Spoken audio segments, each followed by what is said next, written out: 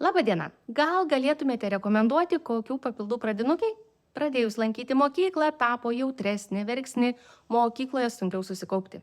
Suprantama, juk nauja aplinka, pasikeitęs dienos režimas, mokytojų ir tėvų lūkesčiai, daugybė naujos informacijos reikalauja dėmesio ir intensyvaus smegenų darbo. Nauji mokslo metai, nauji iššūkiai. Tad tai vienas iš dažniausių klausimų, kurių man tenka išgirsti. Kiti be abejo, ką daryti, kad vaikai nesirgtų.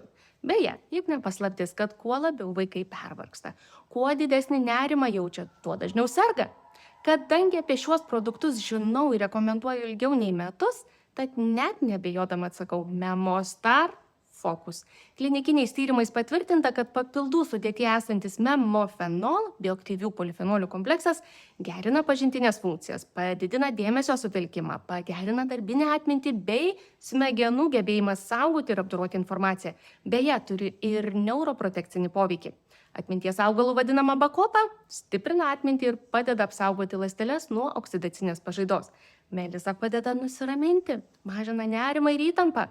Ir cinkas bei vitaminai B5 ir B6 būtini mokinukams.